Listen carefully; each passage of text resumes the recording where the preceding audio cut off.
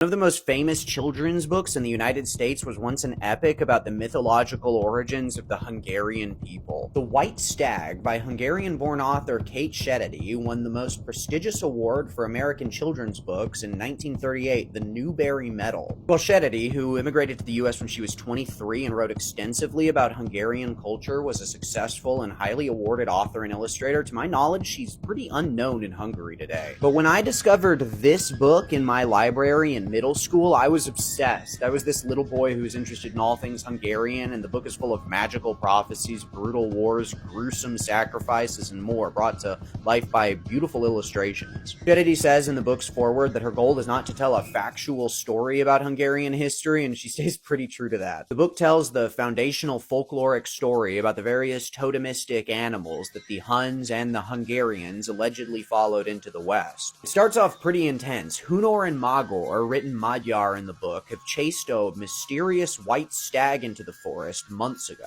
Their father, the biblical figure of Nimrod, is so downtrodden that they haven't returned that he sacrifices his favorite horse to the god Hadur, which summons visions of one eagle becoming two. The brothers immediately return with a bounty of meat and a story about a promised land. Nimrod is like, great, and then he throws himself into the fire and ends it all. Hunor and Magyar continue to lead their people on a chase for the white stag. Along the way, they meet moon maidens, who they both marry after a blind prophet receives a vision. They live with the moon maidens for a while, but eventually food runs out and the tribes split. The more warlike followers of Hunor become the Huns, while the more intellectual followers of Magyar become the Hungarians. The Huns are eventually led by Hunor's son Bendigoz, who frees an enslaved Sumerian woman and gives birth to Attila, prophesied by a red eagle and proudly called the Scourge of God. Led by young Attila, these Huns are portrayed as superhuman and compared to demons even, but like, I guess, in a based way or something, and the last chunk of the book is them absolutely slaughtering the Romans. Attila and old Bendigoz see the white stag one last time, and they follow it into the oasis that is Hungary. The book ends when Attila discovers a magical sword with which he pledges to conquer and defend Hungary from then on. So as an adult, I definitely realized how astonishingly tyrannist and nationalistic this book was. I have no idea how something so pagan could get as much acclaim as it did in the US 100 years ago. But the illustrations are definitely cool, and it's an interesting document of Hungarian mythology internationally, so check it out if you're interested.